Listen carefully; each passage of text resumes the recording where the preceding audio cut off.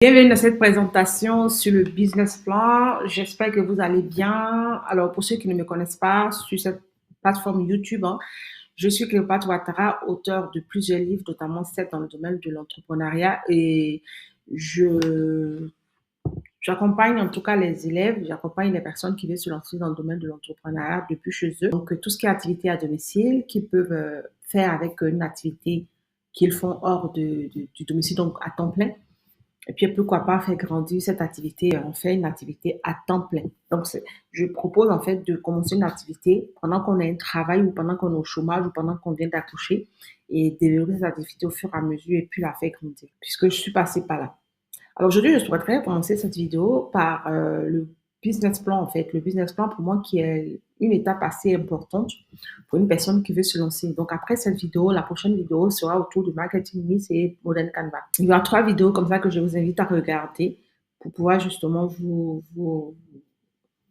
retrouver, en fait, comprendre, en fait. Alors, créer un business plan solide en moins d'une heure. En moins d'une heure, je vous le dis en moins d'une heure, mais en moins d'une heure, vous allez comprendre à peu près si vous écoutez cette vidéo plusieurs fois. Alors, le business plan, c'est une étape extrêmement importante pour une personne qui souhaite se lancer dans un domaine, même à domicile, que ce soit à domicile, peu importe, toute personne qui crée un business, en fait. Donc, vous pouvez le faire en un temps record si vous avez compris, en fait, le principe ici. Donc, cette étape, alors, pourquoi un business plan est-il important? Il est important pour 2 raisons. La première raison, c'est votre orientation stratégique en tant qu'entrepreneur, d'accord? Donc, parce qu'il va vous aider donc à clarifier votre vision et vos objectifs dans votre entreprise. Comment vous allez atteindre vos objectifs dans votre entreprise? Donc, c'est une stratégie que vous allez devoir adopter, que vous souhaitez aller voir des investisseurs ou pas, que vous souhaitez aller voir des banquiers ou pas. C'est une stratégie que vous pouvez garder chez vous à la maison et puis suivre au fur pendant la vie de votre entreprise, d'accord? La deuxième des choses, c'est attirer des investisseurs. C'est-à-dire que vous pouvez utiliser ce même business plan, s'il est bien fait, pour justement aller demander. Donc, convaincre des investisseurs, banquiers, voilà, des personnes qui financent en fait, que ce soit des particuliers, que ce soit des associations qui financent les projets. Il va vous servir en fait pour ça, d'accord?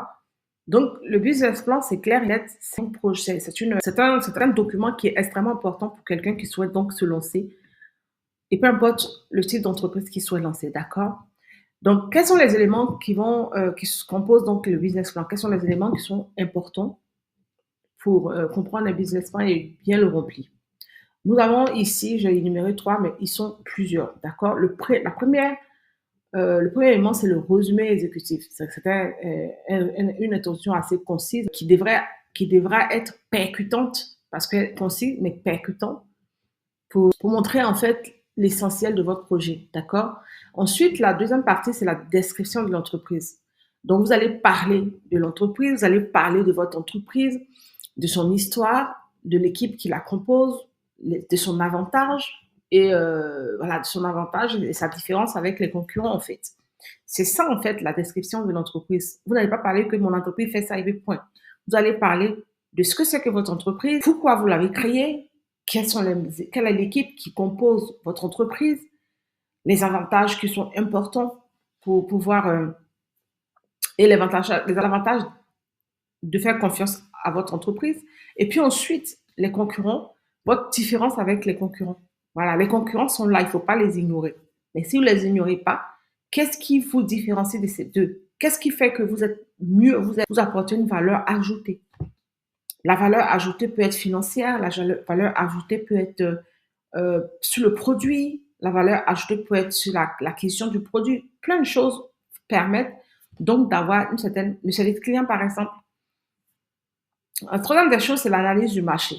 Vous allez détailler votre compréhension du marché. C'est très important de connaître le marché qui vous entoure. C'est pour ça qu'il faut faire une analyse du marché lorsqu'on veut lancer une entreprise. Dans le marché bien précis, vous avez des personnes, des clients et des concurrents dans un marché. On en a parlé précédemment dans la description de l'entreprise. Qui sont donc, qu'est-ce que vous comprenez de votre marché? Exemple, vous êtes dans le domaine de la restauration, vous avez dans le type de restauration que vous avez autour du business que vous allez créer, le type de restauration, le type de concurrent que vous avez dans le marché, le type de public que vous voulez attirer, la potentialité du marché, etc., etc., etc. Ensuite, vous allez identifier votre proposition de valeur. Quelle est votre particularité en tant qu'entreprise? Ici, en fait, on va définir ce qui va vous distinguer de vos concurrents, toujours. Ensuite, c'est pour ça qu'il est très important lorsqu'on veut lancer une activité de connaître les concurrents, ce qu'ils proposent et ce qui vous différencie de ces derniers. Et ça va vous aider donc pour remplir votre business plan.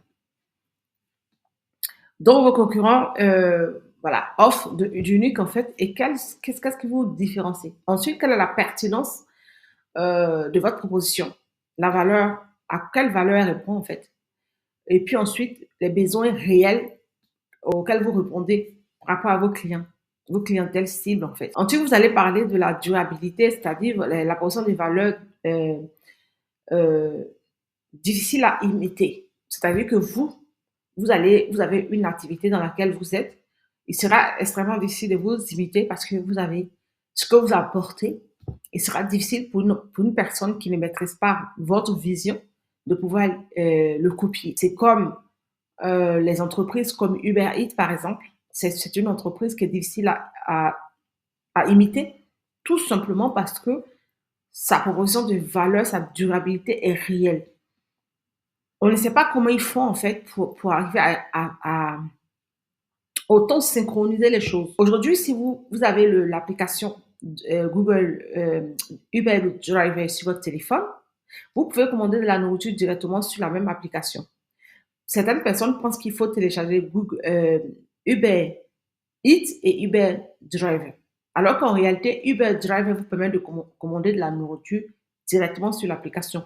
En une seule application, vous faites d'autres choses. Alors, je vous prends un exemple comme ça pour vous dire que c'est particulier. Même Deliveroo, qui est un concurrent direct au niveau de la France et de l'Angleterre de Uber, n'a pas de Google Drive, n'a pas de voiture en fait, n'a pas de cette proposition en fait de voiture en fait. Donc en fait, moi je ne me rappelle pas d'entreprise qui peut vraiment rivaliser avec Uber Eats en fait. Franchement, avec Uber tout court, je ne vois pas.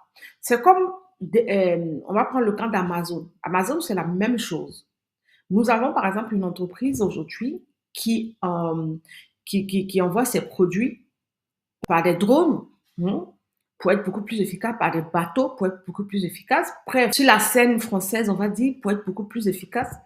Nous avons une compagnie comme Amazon qui est très efficace par sa valeur en fait, par sa durabilité. Il est difficile d'imiter Amazon, il est difficile. Toutes les entreprises qui ont des plateformes n'arrivent pas à imiter Amazon. Donc en fait, c'est un peu ça quand on parle de durabilité. On peut analyser votre marché et votre concurrence, c'est la tendance du marché. Comment vous faites pour analyser votre marché? C'est analyser la tendance du marché, c'est-à-dire étudier les principales tendances et opportunités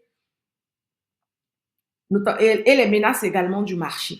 Donc, comme je l'ai dit, hein, vous avez un marché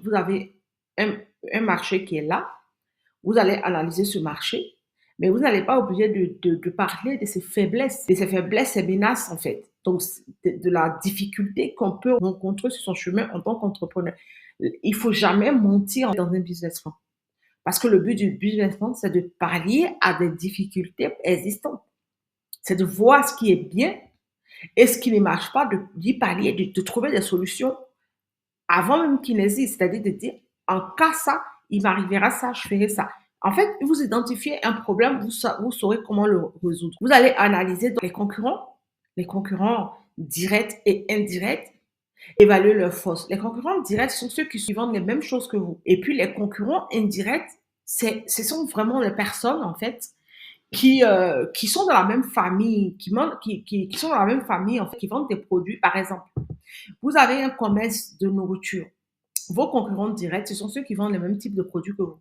Vos concurrents indirects, ce sont les magasins comme Franprix qui vendent des sandwichs, qui ne vendent pas les mêmes produits que vous, mais qui vendent des produits pour des personnes, par exemple, qui ont besoin de manger si besoin. Eux, ce sont des concurrents indirects. C'est-à-dire que si vous n'êtes pas là, la clientèle cible pourra se contenter d'un autre produit. Mais ce qui va pousser votre clientèle cible d'aller acheter, c'est parce qu'il a un besoin spécifique. Par exemple, manger à midi. Voilà, c'est un peu ça. Le segment client, j'ai oublié de l'énumérer. Le segment client, c'est définir clairement votre groupe cible et les besoins spécifiques de ce dernier. Vous avez le segment client, ce sont les personnes que vous ciblez. Vous ciblez une catégorie de personnes ou des catégories de personnes, que ce soit une femme, un homme, marié ou célibataire, sans emploi, avec emploi, etc. Ensuite, vous allez déterminer leur âge. Ensuite, vous allez déterminer leur statut social. Et donc, quand vous faites votre segment client, il faut bien l'expliquer. C'est ça qu'on appelle le personal branding. C'est par exemple, vous allez prendre une personne qui est une femme cadre, avec ou sans enfant. Donc, avec enfant, je prends un exemple, cadre sans enfant, qui aime prendre soin de soi. Si vous êtes dans le domaine de la nutrition, par exemple, qui aime prendre soin, ou du sport, qui aime prendre soin de soi, qui a un revenu assez élevé. Donc, vous voyez comment je cible, hein? Parce qu'il faut déterminer toutes les catégories, en fait, etc. Donc, c'est ça, en fait, le persona, donc le segment client, le personal branding. En plus, il faut projeter votre plan financier. C'est-à-dire que est-ce que vous allez gagner 50 000 dans 3 ans, dans 1 an, dans 2 ans, dans 10 ans? Est-ce que vous allez augmenter votre marge bénéficiaire de 20% par an? Votre chiffre d'affaires prévisionnel sur 3 ans, sur 1 an, sera-t-il de 2 millions d'euros ou de dollars, peu importe où vous êtes? C'est ça les prévisions financières. 50 000 la première année, marge bénéficiaire de 20%, 3 ans, 2 millions de chiffre d'affaires. Et ensuite, vous allez définir votre plan marketing de vente. C'est quoi le plan marketing de vente? La promotion. Détaillez vos stratégies publicitaires pour pouvoir vendre. Donc, avec la relation publique, comment vous allez faire pour vendre? Comment vous allez faire la promotion de votre entreprise? Est-ce que vous allez payer pour faire la promotion? Est-ce que vous allez faire de l'organique et autres?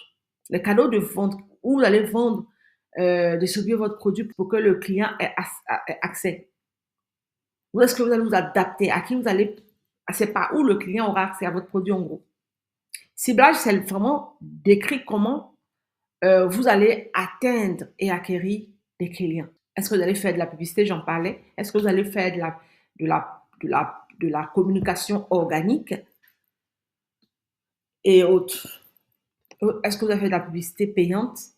Je vous prends un exemple sur Etsy, par exemple. Vous allez définir votre plan de marketing sur Etsy.